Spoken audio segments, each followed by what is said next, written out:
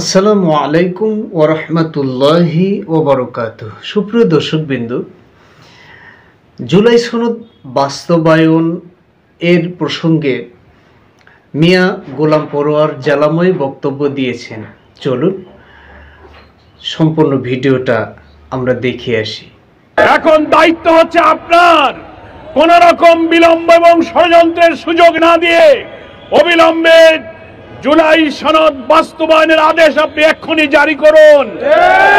যদি আপনি তা না করেন তাহলে আপনি জনগণের আকাঙ্ক্ষা পূরণের জন্য আপনি যে সম্মান অর্জন করেছেন, বলে এটা আপনি করতে না পারলে আপনার মর্যাদাকে আপনি নষ্ট করবেন। অনেক রক্তের বিনিময়ে অর্জিত আমাদের এই নতুন বাংলাদেশের যে স্বাধীনতা, সেটার সুরক্ষা নিশ্চিত করার প্রয়োজনে বিদ্যমান রাষ্ট্র কাঠামোকে পরিবর্তন করে একটি নতুন রাষ্ট্র কাঠামো প্রস্তুত করার জন্য ফ্যাসিবাদ বিরোধী আন্দোলনের রাজপথে আমরা যারা ছিলাম, সকল রাজনৈতিক দল আমরা নতুন সংস্কার, নতুন একটি জুলাই সনদ, নতুন একটি জুলাই ঘোষণার মধ্য দিয়ে আমরা নতুন গণতন্ত্রের একটা অভিযাত্রা শুরু করেছি। কিন্তু আমাদের সেই দাবি আদায়ের পথে অনেক ষড়যন্ত্র, দেশি বিদেশি নানান চক্র এখন সক্রিয় হয়ে উঠেছে। এর প্রতিবাদে বাংলাদেশ জামাত ইসলামী সহ সমমনা 8টি দলের 5 দফা দাবি অবিলম্বে জুলাই সনদ বাস্তবায়নের আদেশ জারি করা এবং জাতীয় নির্বাচনের পূর্বে গণভোটের দাবিতে আজকে প্রধান উপদেষ্টা বরাবর যে স্মারকলিপি পেশের কর্মসূচি, ঐতিহাসিক পল্টন মোড় থেকে সকল দল একসাথে সেই অভিমুখে আমাদের যাত্রা শুরু হবে। সংগ্রামী দেশবাসীকে আমরা জামাত ইসলামের পক্ষ থেকে একটা কথা বলতে চাই, প্রধান উপদেষ্টার সাথে বিনয়ের কাছে এটাও বলতে চাই যে আপনি গণ আকাঙ্ক্ষার প্রতি সম্মান রেখে রাষ্ট্র সংস্কারের জন্য 6টি কমিশন আপনি করে দিয়েছিলেন। আপনি সকল রাজনৈতিক দলের সংস্কার প্রস্তাবকে ঐক্যমতে আনার জন্য ঐক্যমত্য কমিশন আপনি গঠন করেছিলেন। আপনি সরকারেরও প্রধান, আপনি ঐক্যমত্য কমিশনেরও প্রধান।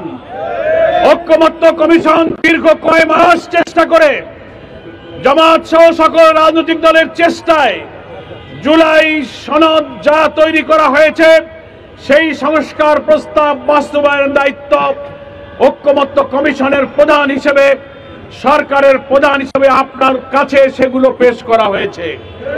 এখন দায়িত্ব হচ্ছে আপনার, কোন রকম বিলম্ব এবং ষড়যন্ত্রের সুযোগ না দিয়ে অবিলম্বে জুলাই সনদ বাস্তবায়নের আদেশ আপনি এক্ষুনি জারি করুন এবং জাতীয় নির্বাচনের আগে নভেম্বরে আপনি গণভোটের মধ্য দিয়ে এই জুলাই সনদের আইনি ভিত্তি দেওয়ার কাজটা আপনি সূচনা করতে পারেন।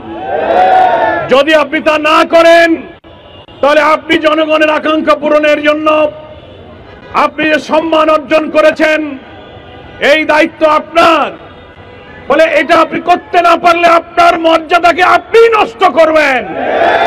আপনার মর্যাদা, আপনার সম্মানকে অক্ষুণ্ণ রাখার প্রয়োজনে আপনি রাজনৈতিক দলকে এক টেবিলে বসার জন্য আহ্বান জানিয়েছেন। আমরা জামাত ইসলামীর পক্ষ থেকে আগেই ঘোষণা করেছি আমরা প্রস্তুত, রাজনৈতিক সংকট নিরসনে আমরা এক টেবিলে বসবো, কিন্তু সেখানে সরকারকে মধ্যস্থতার দায়িত্ব পালন করতে হবে। খেলায় দুটো দল থাকে কিন্তু একজন রেফারি লাগে, নাকি বলেন? আপনি রেফারির দায়িত্ব পালন করুন।